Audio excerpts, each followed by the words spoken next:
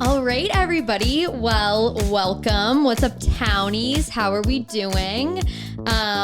We're here today. My name is Abby Nazzaro, and I am here with my extraordinarily dynamic co-host, Mike Montiel. And we're just really excited to be starting this secret project that we've had in the works for a bit now. For a year. It really has been a year. A year of procrastinating, but we finally did made it here. But you know, when you get two ADHD people in a room trying to get things done, sometimes it takes a year. Yeah. But we stayed consistent with the text, we should really do this. And that's kind of how we got started with this. Is Mike and I became friends through mutual friends and just kind of knew that we vibed with each other. Yeah, we started with texting oh, did you watch some Bravo? I could count on you to be up to date on something. Because sometimes it's hard. So it's not always easy to find a person who watches everything that you watch. It's a second job. It really is. It's tough to keep up with all of the content that Bravo, Kardashians that everybody's producing. Yeah. But somehow we manage. I know. It's a gift. It really is. Not everybody's as blessed as us. But so we're here today. We just wanted to kind of start vibing and talking about what everybody's talking about, what all the townies are talking about. So I met through mutual friends and just kind of decided that we wanted to talk about Bravo and all things pop culture. Just two pop culture people ready to just chat about what's in and what's trendy and what's poppin'. And that's that. And that's the gist. Yeah. And then the townie of it all, we just kind of came up with the name kind of being two people who grew up. Two regular girls from Medford and Quincy. Representing, of course. And I grew up in Quincy, still live in Quincy, bought a house in Quincy. Probably will never leave. Married. It's also two different phases of life. You're a wife. I'm somebody's wife. A homeowner. Right. A landlord. Yeah. I'm a renter, single. Yes. Yeah, very. But it's nice to have a lot of different perspectives on one TV show. It's nice to kind of really run the gamut. Not everybody gets that, so not everybody's so lucky to be almost 30-year-old single renter. Yeah, exactly. And we're so blessed to just have each other and have these two perspectives. So we're just going to dive on in. So these are, normally we'll do a quick little 10 topics that are on the Townies' tongues this week. The Townie 10. The Townie 10. But today, first episode, we're just going to kind of see what's popping. And today is Thursday, June 9th. Yep. And we actually had a pretty good news day. So let's go ahead and dive on in. So I'm going to get us started with our first story of the day here. And Britney Spears and her fiance Sam reportedly are getting married today. So wedding bells are ringing for Britney Spears. She's so lucky. She's so lucky she's a star, but she cries when the lonely's heart. I need to know, I'm already so happy for her. Where was part of the Free Britney movement, all of it. Yes. Happy she's getting married. Sam stood by her through all of that. So love, I need to know who's invited. I need to know what she's wearing. I hope it's why do I think it could be a white bikini? White low-rise shorts and a white crop top.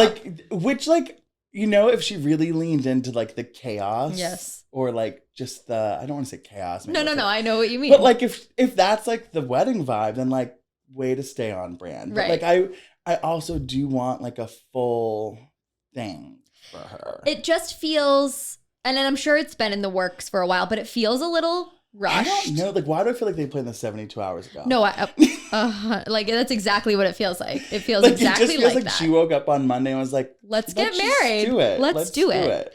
I was thinking the same thing, and I was wondering, is it a Sheena Shea crop top vibe? Yeah, could the crop. But I don't even feel like it would be. No, I feel like it wouldn't even be that full. But then you have to think she's a real Southern belle girly. It could be the bouffant and the. I know, but then I think did she when she married? Did she marry K-Fed, or did they just? I'm pretty sure they were married. Why? Like, but I don't remember a single thing about it. You know, like No, I don't remember the anything Vegas about it. wedding. I think we were too young. We're just too young. No, maybe too you were. young. I remember the Vegas wedding, and I do then remember that. don't remember. I remember the Britney and K-Fed TV show, Mm-hmm. but I don't remember anything about the wedding. Yeah, I don't, and I just know that they have 2 kids. Which, Yes. by the way, I just before we got here to record, I read on Dumois that somebody said that her kids were walking her down the aisle because her well, the father would. Her father was not. No, he's not even invited, I don't think. But then somebody after that posted an article that K-Fed was upset that the sons were actually not invited.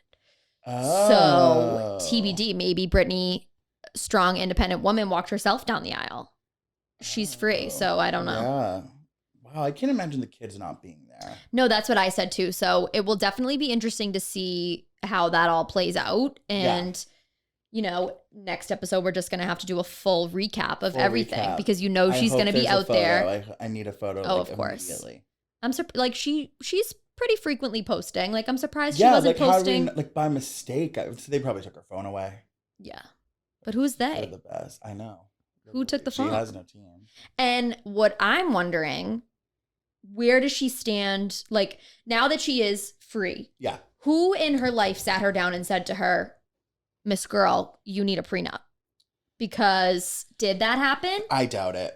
I mean, Teresa Judas isn't even doing a prenup. You're right. There's no way. We'll touch upon that. There's no way Britney's doing a prenup. No way. I feel like you're right, but I feel like if somebody had sat her down and said, you should consider this. Yeah, I don't know. I really don't think so. But yeah. So that's the tea on that. She's doing it again. Our poor Britney. But you know what? I'm happy for her. Me too. She deserves Team Britney. Right. She deserves the love story and the fantasy and the. I know, and they're gonna try to have the white wedding. Again, they said like try again. Now that she has control of her own body, as she should. Love it. All right, our next story. And this is one that we really will be able to just divulge on into this. LuAnn de Lesseps and Sonja Morgan land simple lifestyle reality show. So LuAnn de Lesseps and Sonja Morgan have signed a deal to star in their own show, Page Six has learned. According to sources close to production, it'll be a simple lifestyle reality show in which the glamorous pals will live together in a middle American town and mingle with the regular folk, much like Paris Hilton and Nicole Richie did in the seminal Fox reality show in the early aughts. I'm obsessed. I screamed when I saw it. It was I think I commented posted 56 seconds ago, and I was like, I cannot wait. I need it now. I need to know where they're going. I also read that they're gonna have celebrity guests with them. So I don't know if a random housewife will just pop in or that's what we need to see. I would love Sonja's close with the drag queens. I would love a random drag queen to come into Nebraska. I'm obsessed with everything about this. No, I love it. And I think they're the perfect two because their reality is not reality. So skewed. And it hasn't been for so long. I know. My one concern though is I do think sometimes LuAnn yucks Sonja's yum, so to speak, and can kind of so I would also Sonja's perfect for this, but I would also love a Marge. Yes. Someone else who's kind of on that crazy, aloof, almost a little a delusional in the best way. Yes. Because I do think LuAnn might be a little too grounded to let loose in the middle of nowhere, but I think it's TV. She'll understand. She'll do anything for the camera. Yeah, you do it too for a check. Exactly. And so speaking of Bravo, and we could really launch into just one whole episode about this, but tell us a little bit about your Bravo page. Oh, the Bravo bottoms. That's so I made it in November because I was posting a lot of Bravo stuff on my main account, and my close friends would be cut the shit. It's too much. It's enough. Too much. No one cares. So then, I care. I want to be clear about that. Thank you. So then I made the account for end of November. Mm-hmm. It's been fucking great. Yeah, it kind of blew up. Like, yeah, I love it. I have some good like housewife followers. Yeah. I've been posted on the Bravo meme page. But talk about like the elephant in the room, which was you were blocked by Lisa Rinna. Yeah, me and Lisa Rinna have like big beef suddenly, and I don't know why. Because I'm a Rinna girl. Like are a Rinna girl. I do like her. You are. Like I like, and no one likes her, and I'm like, no, I've always people are gonna come for me, but I've always liked Rinna. I'm a Rinna girl. Like she does the job. I agree. like think she's great TV. I'm like Rinna. I do think Sutton bought the table. Like I think so too. That was it, and I think it's a miscommunication on like it happens all the time. The party event planning. It could have happened to anybody. But yeah, so I posted a meme about Sutton buying the table, and then suddenly I was like, why? Like I can't tag Rinna in something. I was like, she blocked me. Blocked. But you know what? That's showbiz when you're in the industry. I mean, like that. I mean, I struck a nerve. Yeah. Really. Well, yeah. So that seems a little guilty to me. Seems like you knew right. Sutton bought it seems the like maybe you have something to hide, Rinna. If you see this, let us know. What do you have something to hide? I'll have to tag you with my personal, but yeah, Rinna. Come on the pod and talk about it. We'd love to chat. But yeah, I think the reality show will be good. I think it'll be good for them if it pans out. Yeah. I personally would love to see them like, baling hay, really. Yeah, I want them on a farm. I want them like, I want it to literally be simple life. I want them like pumping gas. I want them like interacting with like people who don't know who they are. Mm-hmm. Like that would be humbling. And I think that, and this is so far from our reality, but I think there definitely will be people who don't know who they are. Totally. Which will be refreshing and also like very humbling for them. Like, yeah. For us, it'll be fun to watch. For them, it'll be surely traumatic. I love how like just like Bravo is like, I feel like their housewife universe is like gay Marvel. Like it's just expanded. A little Marvel for the girlies and the gays. It's just like expanded. Like we have Ultimate Girls Trip. Yes. We have the new one coming out end of this month with like all the ex housewives. Yes. It's just like they're leaning in on like Peacock now, where they can just do whatever the fuck they want to test it out. It's like it's going to Peacock. Yeah. If it works, we'll pull it over. And there were rumors this week that there were 3 new franchises coming out. I heard no. I heard none of them. I've heard none of them. Like, well, the Nashville one's been like swirling since last summer. We were talking about this. Remember? Because supposedly Jana Kramer was like filming something, and then they were like no one picked it up. And then I heard it was going to CMT, and then like no one picked it up. So it's like the Nashville one, like that's been Nashville just doesn't do it for me. Like it's too, in my opinion, I think it's too trendy. Like Nashville, it's having a moment right now. Over. I feel like Nashville's over. Nashville was like a 2017, 2019 Bachelorette like girl Vegas. And now I feel like Scottsdale I was into. I like Scottsdale. I think into that would be a good vibe. And then like I feel like that's trendy. I feel like that's good. I agree. But like when are we getting the Real Housewives of Boston? I don't think we'll get a Real Housewives of Boston because I think anyone who's worth it's like old money and they wouldn't do it. Won't be on it. But I think that's also why they were struggling so much with New York, because it's like, the people that they were looking for on this show didn't need to be on this show when they were casting the reboot. Exactly. And like all the young people, like I'm just like off the top of like Jackie and Claudia Oshry, like those are 2 people who like could have been cast, but they were like, we don't need. Like, why would we? Why would we? And they're problematic, but that's a different story. I mean, there's plenty of problems in the Bravo universe that eclipse those a little bit. I would love to see like if I were to like call Bravo and be like, these are 2 Boston shows that I think have potential. I would love to see like, I wouldn't call it Housewives, but I would call it Titletown. And it would be the wives of our sports. Yes, like a WAGs vibe. Yes, but like I really want it like that. I want like a Patriots player. I want like Bill Belichick's girlfriend. Oh, Linda Holiday. Love her. I want like a couple Red Sox players. Like I want them all going to each other's games so then they can kind of film year round. Yes. And I think Titletown, that's like a fun play on Boston. That's fun. Right? Like Bravo. Call us. And then I want a like some. See, this is why you work in marketing. Like you're so good at this. The ideas are just flowing. Early Summer House, I think at its core is so good because I love like showing them like working in New York and then like they were relatable. Now like now they're all influencers, so like it's now I'm like we're no longer in the same level. Like before, it was like I was watching my friends. Yeah. So I would love like a gay version, but it's like same concept, but they go to P-Town. I love that. So it's like, because they did a And Fire it's like- Island one on yes. Logo that was a one and done season. So, and I think P-Town's like so much fun. Every week is a different like theme. So it's like Yes. that plays up on like the party house that Yep. like the theme parties they do in Summer House. So it's Yeah. like same vibe. And I just feel like it would be so good. Totally agree. And they could like pull a Jersey Shore, work at the like work at the Yeah, bar, work or like here, even work like there. it's like part of the fun of P-Town is like you just can hop on the ferry. Right. So Yeah, it's that's like so you true. can work in town, you can Yeah. work and like show like a little bit of like downtown Boston, and then like show them hopping on the ferry. Yes, I love it. Like Yeah. them at the Barking Crab, then just getting on the And P-Town getting on ferry for the weekend. And then it's like them at Carnival, it's them at tea. Yes. Like that would be so that would be really fun. good. And they like it'd And, be like, even better Bravo- if they were doing drag. Like yeah, and like yeah. Bravo like does like I feel like now they've started to really lean on the gays. Like Atlanta had Yeah. it early. I think it was Nene's friend was always in and Mhm. out until they fought, and then like Candy's show, her like Vanderpump spinoff, Yeah. like had a like out gay cast, which was like Maine, like which is like different from Vanderpump, Right. like you know. So I think like Bravo's like starting to lean into it more, which I Yeah. think is a good for them. No, I agree. I think that's like a perfect plan for them to kind of like default to. Yeah. Like now that they have that audience and they've built that fan base, like why Mhm. not capitalize on it? Exactly. Yeah, I agree.